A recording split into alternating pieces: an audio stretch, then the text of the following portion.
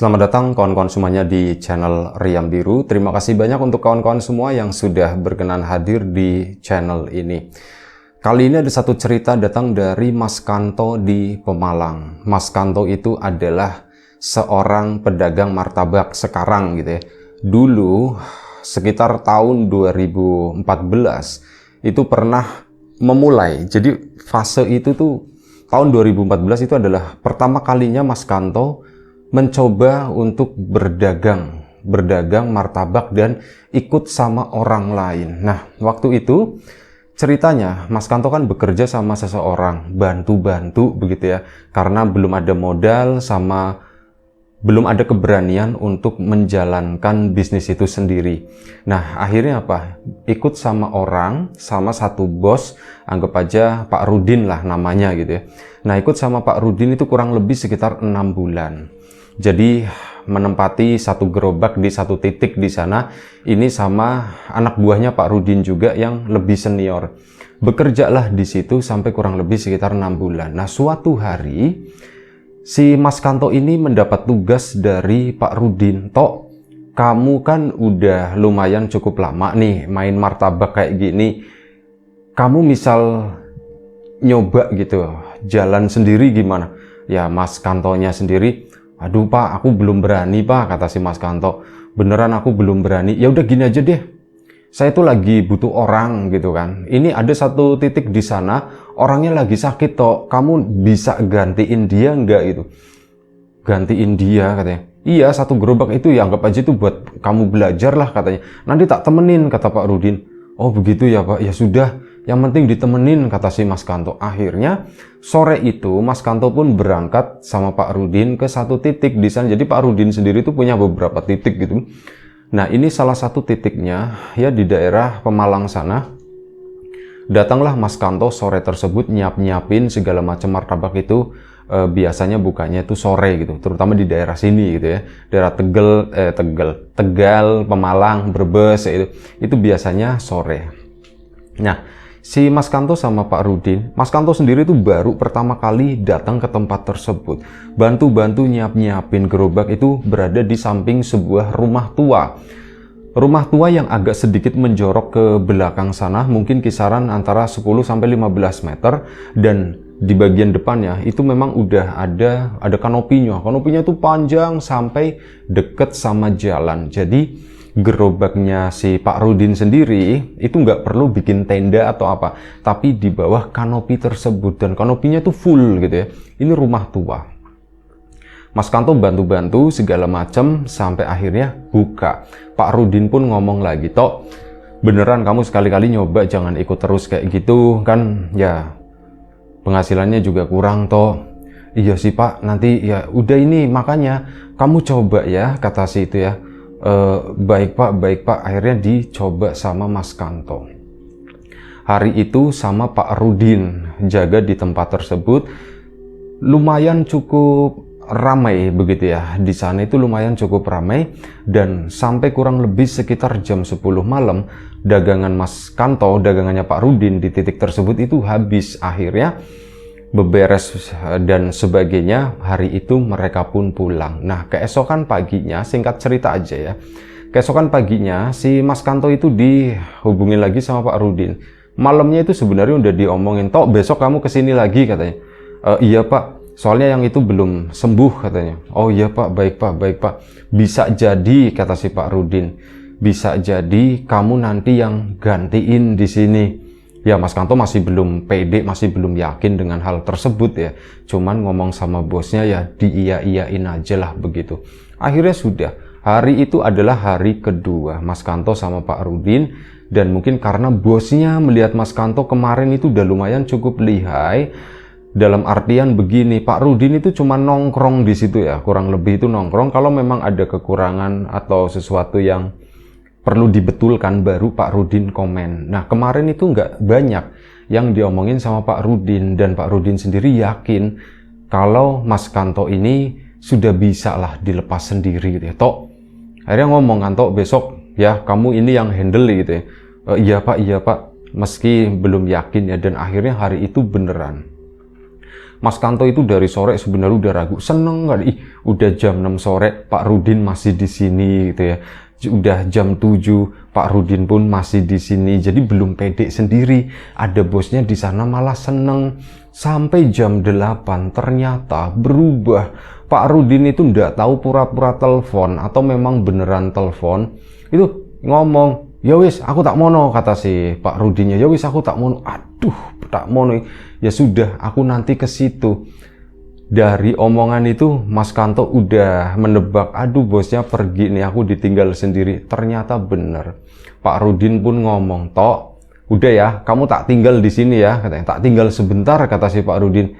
"Sebentar Pak," katanya. "Iya sebentar aja, udah nggak usah takut," kata si Pak Rudinnya. Akhirnya Pak Rudin pergi, bukannya sebentar tapi nggak balik-balik si Pak Rudinnya. Nah, malam itulah Mas Kanto mengalami sesuatu di sana.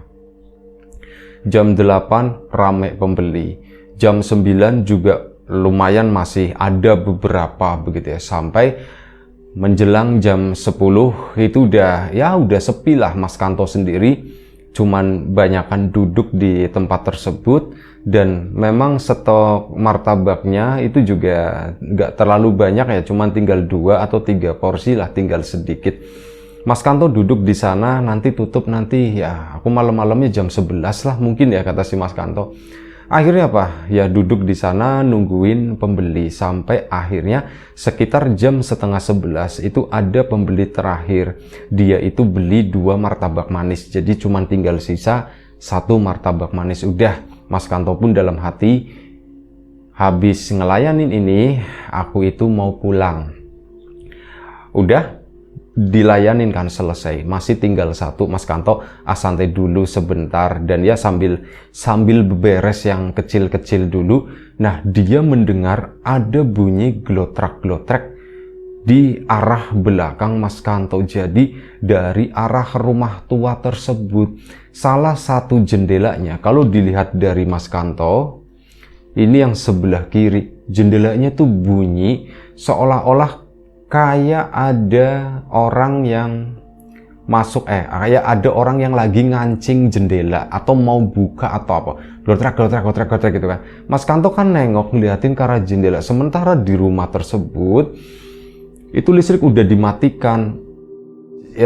Penerangan di tempat martabak itu di tetangga ngambilnya. Kalau di rumah itu udah nggak ada listrik setaunya Mas Kanto itu ya. Waktu itu belum tahu juga, cuman kondisinya tuh gelap, bener-bener di belakang sana itu gelap rumah tersebut. Penerangan ya dari gerobak martabaknya si Mas Kanto. Bunyi glotrak-glotrek kayak gitu, Mas Kanto kan nengok. Duh, ini rumah ada isinya atau gimana sih? Mas Kanto 2 hari kerja di situ juga sempat lupa mempertanyakan rumah ini ada orangnya atau enggak gitu ya. Malam itu bunyi glotrak-glotrek. Siapa ya? Kira-kira siapa ya? Alah, udah lanjut beres-beres kan, tapi ya itu tadi di belakang kok bunyi-bunyi terus. Tiba-tiba lagi beres-beres begini, Mas Kanto itu dikagetkan dengan kedatangan seseorang. "Mas, martabak," katanya, suara seorang laki-laki. Mas Kanto pun, "Oh ji Pak," kaget lagi saat melihat si bapak tersebut. Jadi ada seorang laki-laki tinggi besar, rambutnya itu keriting ke belakang, pakai kacamata. Cuman apa? Mohon maaf ya, di mukanya itu banyak bintil-bintil. Banyak bintil-bintil di situ dan Mas Kanto lumayan cukup kaget. Serem juga si bapak ini. "Pak, martabak manisnya," nggak berani ngelihat ya. "Pak, martabak manisnya tinggal 1. Kalau telur masih ada Pak. Saya mau martabak manis yang terakhir Mas," katanya begitu. "Oh ya sudah Pak, sebentar ya Pak ya." Akhirnya digaraplah sama Mas Kanto. Nah, sambil garap-garap tersebut, ini si bapak kan berdiri di sebelah kiri. Mas Kanto sesekali nengok ke sebelah kanan sana. Dia itu melihat seperti ada beberapa orang yang berdiri di sana, di depan pintu rumah tersebut. Mas Kanto diem aja. Sampai akhirnya, singkat cerita, selesai begitu ya. Begitu selesai, ini Pak, si bapaknya bayar dan mohon maaf, ngelihat tangannya gitu ya, tangannya tuh banyak korengnya. Mas Kanto pun sempat agak-agak gimana gitu ya. Jadi untungnya itu terakhir, kalau misal di awal-awal atau di keramaian saat pelanggannya itu banyak, kemungkinan pelanggannya itu bakalan pada pergi atau gimana. Soalnya Mas Kanto sendiri tuh juga nyium bau yang nggak enak, bau yang nggak sedap, bau-bau amis kayak gitu ya, bau amis, ada pesing-pesingnya juga.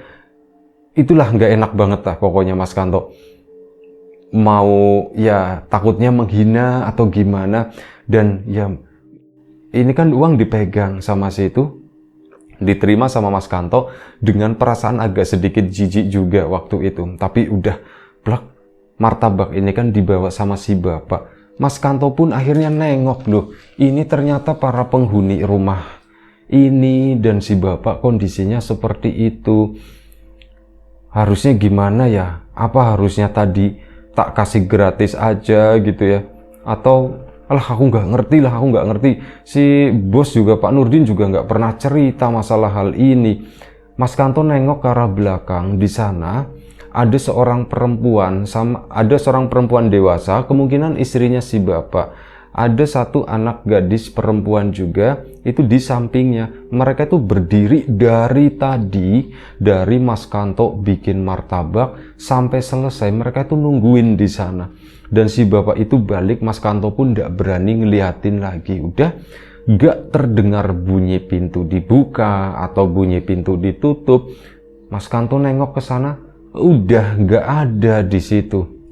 Akhirnya buru-buru kan berkemas si Mas Kantonya, dan udah selesai singkat cerita langsung pulang. Nah begitu pulang, keesokan harinya Pak Nurdin itu datang ke sana. Toh gimana semalam, ditanya. Pak, alhamdulillah martabaknya habis katanya. Nah itu kesempatannya Mas Kanto buat nanya, Pak semalam Pak katanya. Kenapa, kata si Pak Nurdin. Pak, ada yang beli martabak itu dari rumah itu Pak. Emang rumahnya ada yang nempatin ya? Kata Pak Nurdin. Nggak tahu sih, setahu saya rumah itu kosong. Itu punya seseorang. Saya itu ngontrak di halamannya di sana. Itu katanya rumah nggak ada yang ngehuni, kata si Pak Nurdinnya. Nggak ada yang ngehuni gimana Pak? Orang tadi ada semalam itu ada yang beli martabak. Walah itu saya nggak tahu, kata si Pak Nurdinnya. Ya udah nanti sore buka lagi ya, buka lagi. Akhirnya buka lagi, dan kali ini Mas Kanto udah mulai mikir, jangan-jangan gitu ya, jangan-jangan. Nah sebelum sore hari Mas Kanto itu sempetin dia tuh nyari informasi sama rekan-rekannya begitu ya, sesama martabak, termasuk yang Mas Kanto ikut itu yang nempatin di situ tuh siapa sih? Oh itu namanya Mas Edi, coba kamu tengokin, dia tuh lagi sakit katanya. Akhirnya Mas Kanto kan sebelum dagang itu mampir dulu di tempatnya Mas Edi. Mas, sampean, aku Kanto Mas, aku yang gantiin di tempat sampean. Oh iya, kenapa toh? Mas, sampean itu sakit kenapa sih gitu ya? Ini udah berapa lama sakit? Waduh, aku ini udah 4 hari ini toh sakit toh. Emang gimana ceritanya? Nah di situ Mas Edi itu cerita. Jadi tempat tersebut itu kan juga baru dibuka, belum lama, baru sekitar 1 minggu Mas Edi nempatin tempat itu. Ceritanya itu mirip dengan Mas Kanto, dengan apa yang dialami oleh Mas Kanto. Mas Edi pada suatu malam itu pun dikagetkan dengan kedatangan seseorang, sama seorang bapak-bapak dengan gambaran yang persis gitu yang dilihat oleh Mas Kanto. Bapak-bapak penuh bintil dan tangannya itu banyak korengnya, baunya itu amis, bau pesing campur aduk, nggak enak gitu ya. Itu beli martabak dan dibayar gitu ya, dibayar dan uangnya itu bener ya Mas Edi sendiri. Aku nggak bisa bedain soalnya duit kan langsung tak plek, tak taruh di laci, di sana nyampur sama duit yang lain. Aku nggak ngerti. 2 hari aku begitu didatengin sama si bapak-bapak tadi, dan pasti itu terakhir tok, kata sini. Iya ya, kemarin aku juga terakhir Mas, cuman aku baru sekali. Nah setelah itu aku jatuh sakit, kata si Mas Edi. Nah Mas Edi pun akhirnya pesen, Tok, kamu hati-hati ya Tok ya di tempat itu. Iya mas, bukannya aku nakut-nakutin loh, kata si Mas Edi. Cuman pengalamanku seperti itu, aku habis ngalamin begitu, yo pasnya gitu ya, dilalahnya aku jatuh sakit. Ini udah 4 hari kayak gini, cuman tepar ya, badan gak enak, sakit semua, kata si itu ya. Iya mas, baik-baik. Akhirnya Mas Kanto pun itu ya buka di sana sama Pak Nurdin. Akhirnya cerita sama Pak Nurdin, Pak Nurdin, aku itu tadi habis ke tempatnya Mas Edi gitu. Oh, kamu nengokin ke sana? Iya Pak. Dan Mas Edi tuh cerita begini Pak.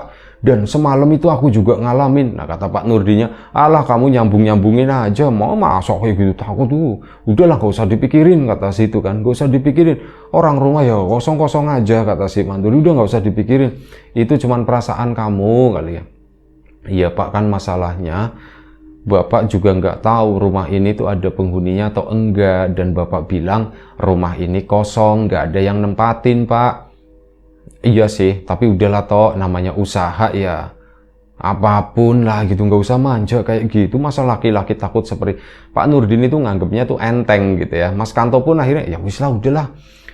Mau gimana lagi, ini dagangan juga udah digelar. Masa iya aku tinggal pergi yang ada nanti dipecat sama Pak Nurdin. Aku nggak ada penghasilan begitu kan. Akhirnya dilakoni. Dan lagi-lagi Pak Nurdin sekitar jam 8 tok, tak tinggal ya tok ya katanya. Ya Mas Kantonya mau nolak, Pak jangan dong, itu nggak enak gitu kan. Iya Pak, aman ya, kamu bisa ya. Insya Allah bisa Pak. Pak Nurdin pun pergi. Pikiran udah mulai nggak karuan, sering ngelihat ke arah rumah tersebut. Dan waktu itu martabak itu memang udah tinggal sedikit, sisa 2. Nah sisa 2, Mas Kanto itu nengok ke arah belakang sana, ke arah belakang rumah. Dia melihat ada seorang perempuan sama anaknya itu tadi ya. Anaknya mungkin usia 12 atau 13 tahun lah, usia remaja-remaja tanggung gitu ya. Itu berdiri di depan pintu, cuman berdiri doang. Mas Kanto pun takut. Akhirnya, itu siapa sih ya? Ibu-ibu itu siapa? Kan jaraknya lumayan cukup jauh, sekitar 15 meter gitu dari gerobaknya si Mas Kanto. Gelap lagi ke sana. Itu siapa ya? Kok berdiri terus di sana? Alah udahlah, biarin aja. Dan akhirnya ada yang beli martabak. Martabak dibeli 1 gitu kan. 1 martabak manis sama 1 telurnya. Tinggal 1 dong. Nah tinggal 1 ini ingat ceritanya Mas Edi juga. Aduh tinggal 1, ini jangan-jangan jadi jatahnya itu lagi. Ternyata bener. Si pembeli yang sebelumnya pergi, Mas Kanto lagi takut-takutnya begitu. Aduh gimana ya. Lagi diem begitu, lagi ngitungin duit. Ditepuk dari belakang. Plok, kaget bukan main. Mas, martabak Mas katanya.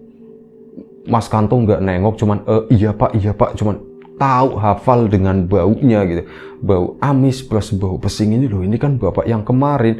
Sama ya, sambil bikin martabak, Mas Kanto itu ngelirik bajunya itu sama persis gitu, dan ngelirik arah kakinya dia itu pakai sendal jepit, banyak koreng juga di daerah kakinya tersebut. Akhirnya dibikin sampai selesai. Setelah itu martabak dikasih.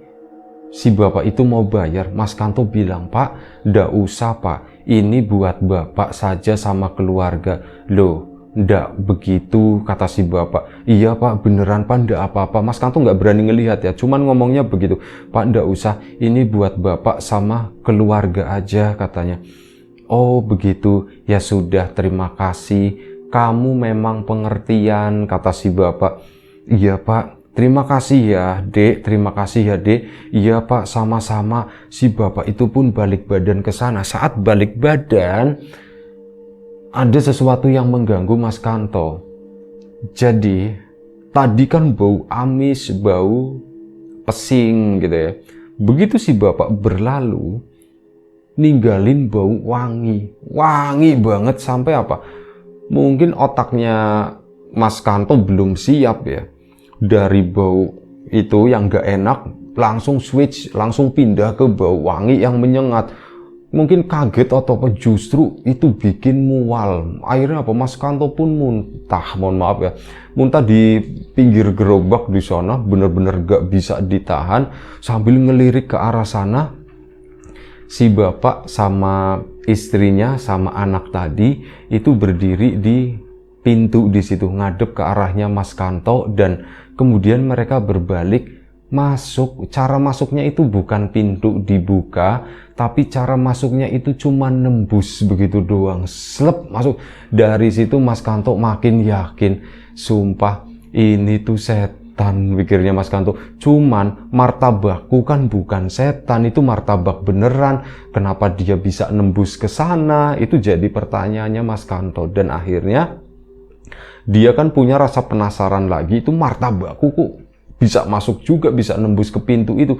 Diberesin semuanya, gerobak pun dipindah, langsung pulang. Keesokan paginya datang ke tempatnya Mas Edi lagi, ceritanya nanya begitu, Mas, semalam aku tuh begini Mas, nggak tak mintain bayaran, aku mau dibayar, aku nggak mau, kata si Mas Kanto, dan baunya tuh wangi banget. Terus apa aku ngelihat mereka tuh nembus pintu Mas gitu. Mas Edinya pun ya karena dia udah mengalami sebelumnya dan kondisinya Mas Edi juga udah mulai baikan waktu itu, nggak ngobrol banyak gitu ya. Mas Kanto pun cerita maksud dan kedatangannya. Aku tuh penasaran Mas, aku pengen nengokin martabaknya itu sebenarnya dimakan atau enggak gitu ya. Akhirnya pagi-pagi itu Mas Kanto pun datang ke tempat tersebut sekitar jam 8 malam. Datang ke sana, ada seseorang lagi duduk. Seorang laki-laki dengan dandanan yang kotor, dan mohon maaf ya, itu adalah orang gila lah yang sudah nggak keurus gitu ya, bener-bener yang udah hidup di jalanan, badan itu udah hitam semua, rambut itu udah aut-autan, lagi makan martabak di sana. Loh, makan martabak ya. Akhirnya Mas Kanto pun kayak menilai sendiri, berarti martabakku semalam itu nggak masuk ke dalam sana, dan malah paginya dimakan oleh orang ini, rezekinya orang ini. Mas Kanto pun berpikir lumayan cukup panjang gitu ya di sana. Oh, jadi begitu gitu ya. Oke lah, udahlah, kata Mas Kanto, udah, aku ndak mau berpikir panjang, aku berani dagang di sini. Dan akhirnya Mas Kanto pun melanjutkan, hari berikutnya itu ngomong sama Pak Nurdin, Pak, udah Pak, ini tak pegang aku aja Pak, kata itu ya. Ya wes, kamu pegang sini ya, nanti Edi itu kalau misal udah sembuh tak kasih ada tempat baru di sana. Iya Pak. Akhirnya malam itu Mas Kanto pun bekerja dagang seperti biasa, tapi ada yang berbeda. Keluarga itu udah nggak datang lagi ke Mas Kanto. Cuman selesainya dari berdagang tersebut, misal ada sisa-sisa martabak kecil atau gimana, atau sengaja dibikinin, itu dibikin sama Mas Kanto, terus disisain satu atau setengah, ditinggal di sana, di depan pintu, dan ditengokin lagi paginya itu dimakan sama orang yang sama gitu ya, sama orang yang ODGJ itu tadi. Itu sama lagi makanin. Mas Kanto pun berpikir, ya mungkin rezekinya orang gila ini ya, melalui proses yang panjang, bahkan sesuatu yang aku alami ini gitu, sesuatu yang menyeramkan ini, ternyata ujung-ujungnya itu dimakan sama orang itu gitu. Ya itulah pelajaran yang diambil oleh Mas Kanto, hanya sebatas itu. Mas Kanto nggak tahu ya di belakang-belakangnya kayak gimana, dan diketahui memang rumah itu memang udah kosong. Jadi itu rumah warisan, cuman karena anaknya itu udah mampu semua begitu ya. Ya rumah itu hanya dirawat begitu aja dan dibiarkan, nggak ditempatin. Kalau siapa sosok yang itu tadi, warga di sana, Mas Kanto cari-cari informasi juga nggak ada yang pernah tahu mereka itu siapa. Itu aja satu cerita dari Mas Kanto. Mungkin ceritanya nggak terlalu panjang, tapi semoga tetap bisa menghibur kawan-kawan di malam puasa ini. Baik, itu aja. Terima kasih Mas Kanto atas ceritanya. Kawan-kawan di rumah juga terima kasih banyak atas support dan dukungannya apapun itu. Kawan-kawan subscriber, kawan-kawan membership, kawan-kawan yang udah kasih support dalam bentuk super thanks ke Riam Biru, kawan-kawan yang udah ngasih like, udah nge-share ke yang lainnya, juga kawan-kawan yang udah ninggalin komentar. Terima kasih banyak. Selamat menunaikan ibadah puasa bagi kawan-kawan yang menjalankan. Doa terbaik dari kami untuk kawan-kawan semua, semoga selalu diberi kemudahan dalam hal apapun, termasuk kemudahan dalam hal rizki. Yang sakit segera diberi kesembuhan, yang sehat tetap dijaga kesehatannya. Sampai jumpa di episode selanjutnya Riam Biru. Jaga kesehatan kawan-kawan semuanya. Assalamualaikum warahmatullahi wabarakatuh.